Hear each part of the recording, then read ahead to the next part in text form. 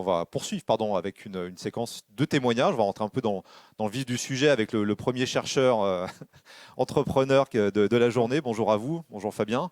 Bonjour. Vous allez bien? Merci et vous? Ça Oui. va, ça a l'air, tout va très bien. En attendant que les retours reviennent, on continue à parler même avec une moins belle lumière. Je vous invite à vous asseoir. Euh, on va parler d'Exactcure parce que finalement c'est votre projet, mais en tant que finalement vous êtes un peu le sujet du débat depuis le départ, hein, depuis 10 heures. Vous incarnez un peu ce pourquoi les chartes ont été signées, ce pourquoi on discute sur ce plateau jaune et bleu, siglé Deep Tech. Qu'est-ce que vous avez envie de dire là, votre caméra est plutôt là. Qu'est-ce que vous avez envie de dire aux gens qui nous écoutent, parmi eux des chercheurs, parmi eux des jeunes chercheurs, des étudiants, des chercheurs plus confirmés ou plus vieux? Qu'est-ce que vous avez envie de leur dire aujourd'hui? Alors déjà, merci pour l'invitation. J'incarne, mais à travers Frédéric et Sylvain, qui sont les deux autres cofondateurs. On est trois Peut-être trois aujourd'hui. cofondateurs d'Exacture, et c'est plutôt eux, en fait, les chercheurs. Moi, ce que j'incarne, c'est le fait d'entreprendre pour les chercheurs. Je m'explique. Sylvain et Frédéric sont des scientifiques, ingénieurs de formation pour l'un, mais aussi pharmaciens, docteurs en pharmacie et anciens enseignants en pharmacologie. En l'occurrence, nous, on est dans la santé chez Exacture, donc une start-up locale, hein, pour ceux qui... Oui, peut-être une présentation d'Exacture, et puis... On va parler Ok, d'Exacture en ligne dans un instant et de la complémentarité très forte qu'il y a entre vous, les trois cofondateurs, parce que c'est intéressant en tant que tel pour la création d'un projet et sa tenue. Là, je vous demandais plus de parler de manière un peu plus générale. Voilà.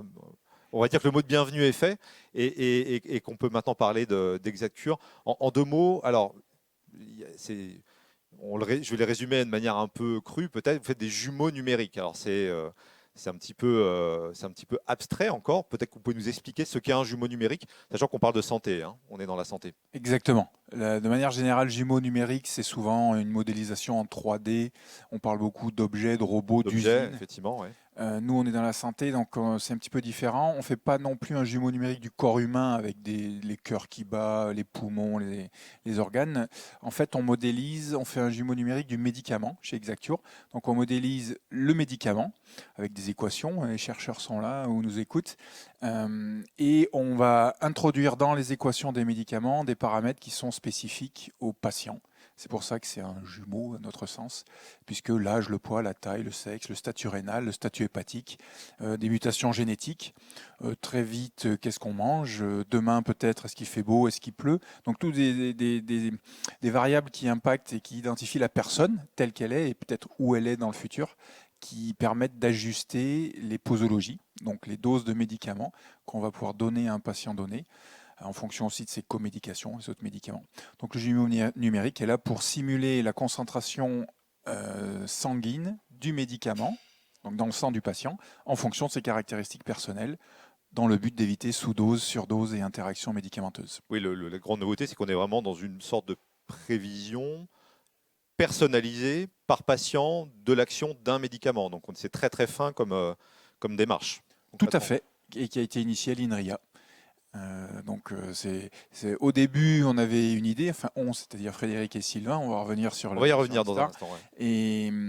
et ils avaient l'idée de personnaliser cette approche-là, médicamenteuse, avec un début on travaillait tous dans des grands groupes, et avec l'INRIA, les premières modélisations ont été faites, je parle d'il y a 5 ans maintenant, et c'est là qu'on a affiné l'idée que, un, c'était possible, Mhm. et donc après, ben, on s'est lancé dans l'aventure entrepreneuriale. Alors, on va y arriver tout de suite du coup. Vous avez trois profils très complémentaires. On va dire que c'est plutôt une chance puisque il n'y a pas de superposition entre vos compétences. Vous, c'est plutôt l'aspect business. Mm. Et vous pouvez nous raconter peut-être la manière dont vous vous êtes rencontrés à trois avec vous, vos deux associés et voilà, Fiat Lux. La lumière est revenue. Racontez-nous là, un peu la rencontre au départ, parce que vous cherchiez, sans chercher, des gens avec qui travailler. Tout à fait. Alors, je ne cherchais pas nécessairement des gens avec qui travailler, mais j'aidais des entrepreneurs. Néanmoins, la vie a fait qu'on s'est rencontrés avec Frédéric et Sylvain. En l'occurrence, eux avaient une idée.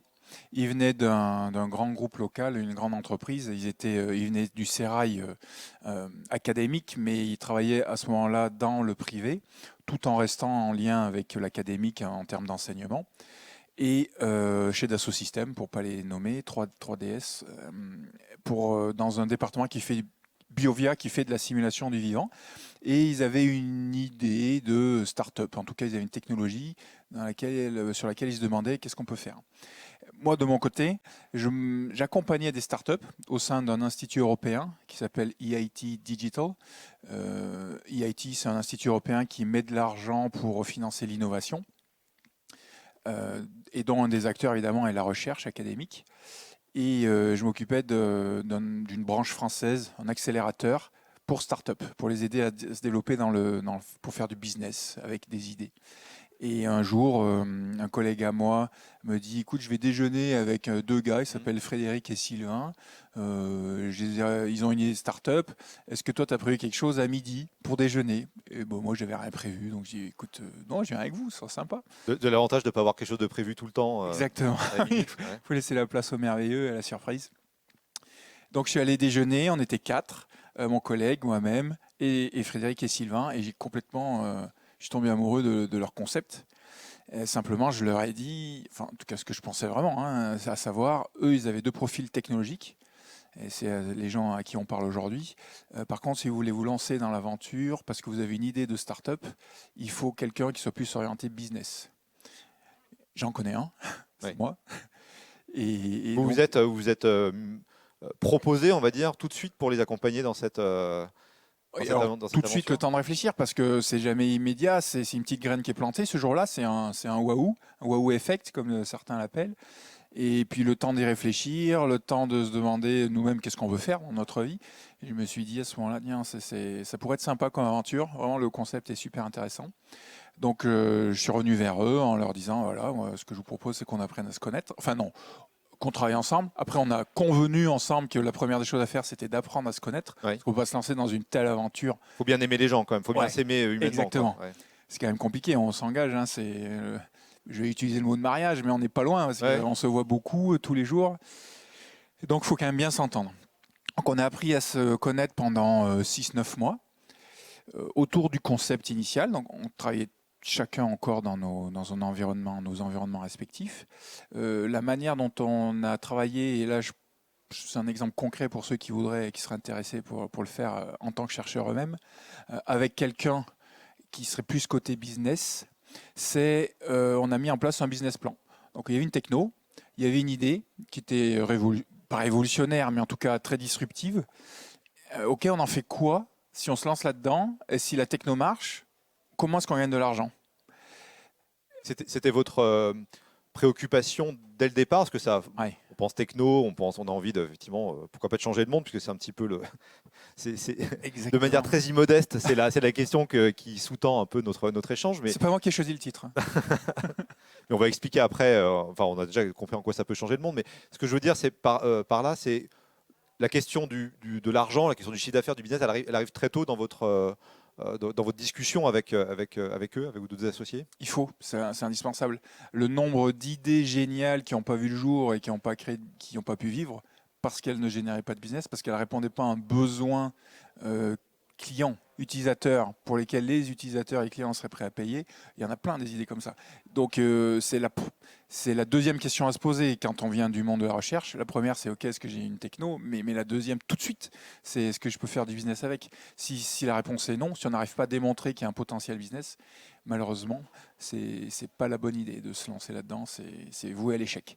Et pour vos deux co-associés, c'était évident qu'il fallait raisonner comme ça dès le départ? Non. Ou vous les avez acclimatés à l'idée, on va dire? Oui, tout à fait. Alors l'un des deux, oui, parce il était plus habitué, mais l'autre, c'était clairement pas son domaine. Enfin, je veux dire son idée initiale. Il n'est pas compliqué il n'y a pas besoin de convaincre, hein, c'est du bon sens. Et d'ailleurs, avant de quitter chacun notre job, pour lequel on est quand même bien payé, tranquille, se lancer dans une aventure pareille, on saute. Il faut avoir quelques idées sur le potentiel business. Il faut qu'un jour on espère gagner notre vie avec. Et ça, c'est clairement, au-delà de la question qu'on se pose, c'est comment on y répond. Il faut travailler, ça se travaille, c'est des semaines et des mois de travail de déterminer quel est le business model et quel est le business plan associé à l'idée. Donc il faut travailler tous ensemble là-dessus. et quitter vos emplois, vous l'avez fait tous les trois ensemble au même moment. Création de la société 2018, fin 2017, début 2018. Janvier 2018, la création de la société. On est en 2021 aujourd'hui. Est-ce que ça marche? Est-ce que justement il y a du chiffre d'affaires? Vous payez? Comment ça fonctionne? Parce que c'est important quand même dans l'histoire. Enfin, c'est même primordial. Très important. Donc déjà, on est toujours là, c'est bien. On est 25 déjà, personnes. Déjà, vous êtes là. Ouais. Vous êtes à la tribune, déjà, c'est bien. Ouais. Exactement. Il y a plusieurs sujets. Sur les startups, il y a des ambitions, en tout cas des durées qui sont assez variées en fonction du domaine. Ouais. Donc là, il y a plusieurs chercheurs dans plusieurs domaines, donc ça dépend du domaine. Nous, dans la santé, par exemple, l'idée, c'est que si une startup est très dans le logiciel, dans l'intelligence artificielle, dans le deep learning, les revenus seront plus rapides à aller chercher. Oui. Par contre, si on est dans de la biotech, sur des molécules, sur des processus industriels longs, là, le revenu va être beaucoup plus long à aller chercher. Alors, donc, typiquement, le spectre, c'est peut-être de 2 ans à 10-12 ans. Dans notre cas, on est un peu au milieu. On est autour plutôt sur des 4-5 ans. On est quand même un dispositif médical. On fait du médicament, on a du réglementaire. Tout ça, c'est des processus longs. Donc, dans notre cas, ça marche bien au sens où on a sorti le dispositif médical. Donc aujourd'hui, la solution existe, elle est disponible, à la fois pour les patients et les professionnels de santé. Et en termes de business, oui, on commence à générer du revenu. Au bout de 4 ans. Au bout de 4 ans, oui, 3 ans. On a commencé, on a commencé à générer du revenu au bout de 2 ans. Mais évidemment, ça ne suffit pas pour faire vivre une entreprise de 25 personnes. Donc là, il y a BPI France. Voilà. Alors, j'allais poser la question, vous avez compté sur qui dans l'intervalle pour vivre, hein, concrètement, pour vous aider? Sur plein d'acteurs, dont certains sont dans la salle aujourd'hui. Le premier, c'est l'incubateur. En ce qui nous concerne, incubateur PACA Est. Donc on incube une idée, on vient avec une idée, la boîte n'est pas encore créée. Il y a souvent des SAT, donc du transfert technologique qui existent dans des structures de chercheurs. La SAT, ça a été évoqué, on ne l'a pas défini jusqu'à présent. Société d'accélération de transfert de technologie sont des antennes présentes dans toutes les régions que les chercheurs peuvent aller voir ou qui vont voir les chercheurs d'ailleurs pour les aider. Voilà. Exact. Alors, nous, on n'a pas l'expérience des SAT pour le transfert de technologie, donc je ne pourrais pas beaucoup en parler, mais enfin, ce sont des structures qui existent, qui peuvent aider au tout début, quand justement un chercheur n'a pas d'idée de ce que c'est qu'un business plan, qu'un pitch deck, qu'un investisseur, et il faut l'accompagner. Ensuite, il y a BPI France, très vite. Donc, comme on parlait des chercheurs, quand la solution est très technologique, ce qui était notre cas, il y a des bourses, de l'argent qui est donné en fait par l'État assez rapidement. Il y a les bourses French Tech. Et il y a des aides BPI France comme des PIA, des plans d'innovation, plans d'aide à l'innovation, PAI aussi. Des acteurs encore locaux comme Réseau Entreprendre, qui sont des anciens entrepreneurs en général ou des entrepreneurs, donc ils ont la fibre clairement, ils viennent aider des futurs entrepreneurs. Initiative Nice Côte d'Azur, et puis toutes les structures qui ne sont pas nécessairement accompagnatrices au sens économique, mais qui aident les entrepreneurs. Nous, ici à Nice, il y a le C2EI, donc, je ne sais plus ce que ça veut dire, le Centre européen d'innovation et d'entrepreneuriat. Il y a la métropole. Et l'ICE maintenant, donc. ICE, maintenant, voilà, l'ICE. La métropole. La région qui également aide soit financièrement et ou avec des supports en finançant des experts ou en ayant des experts en interne. Donc, il y a pas mal de structures. Il y a un centre d'innovation et d'usage en santé sur Nice également qui peut nous aider à réseauter. Je suis sûr que j'oublie quelqu'un, mais j'espère que non et qu'il ne m'en voudra pas. Enfin, il y a pas mal de structures en local, en régional, national BPI France et puis à l'Europe. Donc on a déposé des projets qui ont été pris. Alors certains sont refusés, certains sont acceptés. Et pour ceux qui sont acceptés, souvent c'est des subventions au début. Donc c'est de l'aide, c'est de l'argent qu'on nous donne, on nous fait confiance sur une idée. Et puis il y a des prêts. Des prêts qu'on remboursera un jour, mais c'est dans 2-5 ans. C'est des prêts qui sont faits exprès pour les entrepreneurs comme nous. Et donc le BPI France typiquement nous donne de l'argent qu'on lui rendra plus tard, avec évidemment l'espoir des deux parties qu'on sera encore là dans 5 ans pour les rembourser. C'est le but du jeu. Mais sans cette aide-là, ça serait impossible. D'accord. Revenons à Exacure 2 secondes. Vous voyez où dans 10 ans? Vous êtes dans un domaine particulier qui est le domaine de la santé. Vous me confiez en préparant l'entretien qu'il y a une réticence à l'innovation presque dans un secteur où il faut être très précautionneux. On parle évidemment de santé humaine, qui plus est, ça nécessite de voir à long terme concrètement, quoi. Tout à fait. Alors, il y a d'une part les précautions qui sont prises aujourd'hui, et puis l'autre question qui est où est-ce qu'on se voit à 10 ans. Pour ce qui est du réglementaire, dans notre domaine qui est la santé, c'est un élément qui est très fort, qui est très structurant, et qu'il faut anticiper, notamment dans les business plans, puisque les acteurs de la santé, et là il y a plusieurs acteurs, qu'ils soient publics ou privés, c'est vrai des laboratoires industriels, des laboratoires pharmaceutiques, ceux qui inventent, qui fabriquent des médicaments, c'est vrai des autorités de santé qui s'adaptent. Alors en France, on est pas mal placé, hein. Il y a une grosse volonté d'aller vers l'innovation. Ça a pris quelques années, mais maintenant on sent que la dynamique elle est vraiment enclenchée et nous on en bénéficie, Exacture par exemple, hein, parmi d'autres. Les industriels sont très frileux parce que pour ce qui est de la découverte de médicaments, les processus sont en place et changer quelque chose, un processus qui marche, c'est pas toujours une bonne idée. Donc, oulala. Ouais. On sait ce qu'on peut, on sait ce qu'on perd, on sait pas ce qu'on gagne. Voilà, c'est la prudence qui prévaut. Exactement. Ouais. Une fois que le médicament est sur le marché, le réglementaire est très puissant également. C'est-à-dire que changer les règles, c'est quand on s'expose à des risques qui sont tellement énormes. On voit aux États-Unis la crise des opioïdes, des opiacés. Donc c'est le tramadol, c'est des antidouleurs. Les gens le prenaient hors ordonnance, un peu comme des bonbons. Ça fait 500 000 morts en 10 ans aux États-Unis. Ouais. Et ça a mis en banqueroute une grosse entreprise qui fabriquait ces médicaments-là. Donc le risque est majeur. Hein, ils n'ont pas le droit de jouer du tout avec ça, avec leur image. Donc c'est ceinture bretelle et puis une corde en plus. Donc risque qu'on n'a pas connu en France par ailleurs. Pas encore. Un environnement sécuritaire quand même beaucoup plus autour des opioïdes. Je me permets de le dire parce que j'ai fait des études de pharmacie qui est beaucoup plus serré qu'aux États-Unis. On ne peut pas en délivrer comme ça. Bon, pardon, je vous ai interrompu. Non, pas de problème. Et donc l'environnement, il faut savoir à l'avance que ça va être plus long que ce qu'on pense à chaque fois. Donc il faut se dimensionner il faut être prêt. D'ailleurs, d'autres personnes dans la salle savent que dans le domaine de la santé, voilà, il faut être résistant, n'est-ce pas?